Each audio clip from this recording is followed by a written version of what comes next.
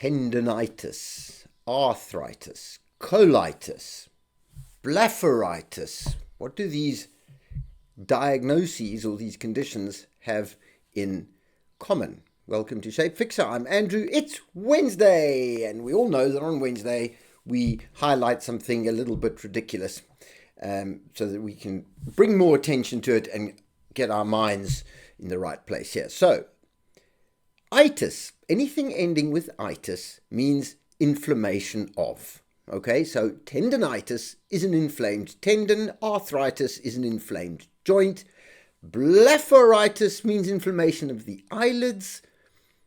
None of these words tell you anything about why or what's caused it. Even arthritis doesn't really mean anything until you specify osteoarthritis, excuse me, or rheumatoid arthritis. When you say rheumatoid arthritis, what you're saying is rheumatism, which is an autoimmune condition where your body's attacking your cartilage in your joints, causing arthritis, which is inflammation. So it's rheumatoid arthritis. Now at least you have a diagnosis of rheumatism. You have an autoimmune issue. Arthritis by itself doesn't mean anything. It's no better than being diagnosed with a headache and not knowing whether you're dehydrated or you've got a hangover or you have brain cancer. It's still a headache. Giving you a painkiller for that headache does not solve the problem if it turns out that you have brain cancer.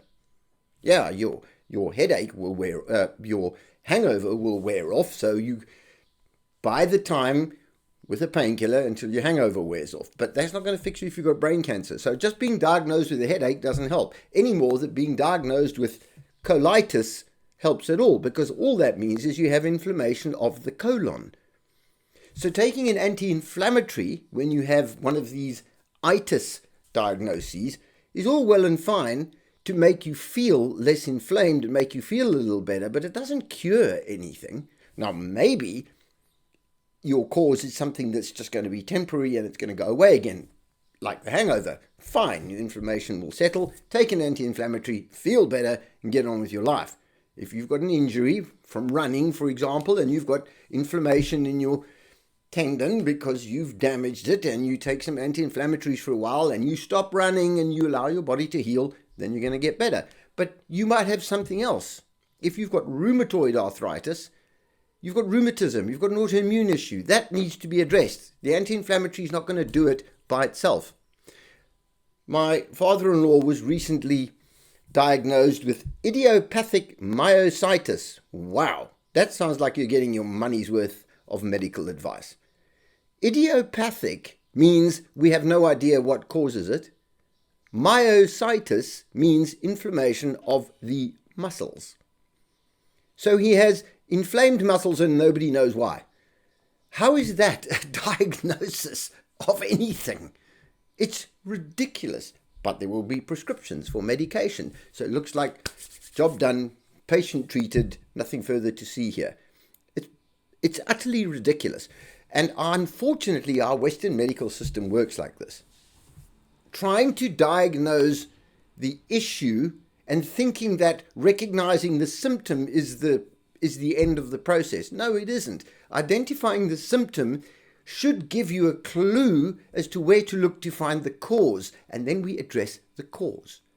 And unless you have an injury or an infection, then you've gone to the doctor because you have a metabolic problem. And if you have a metabolic problem, it's an environmental thing. It's usually got to do with what you eat or what you are not eating or some other environmental factor, like pollution because you live next to a power plant or because you smoke or something like that, or you're not getting enough sleep or you're not getting enough sunlight.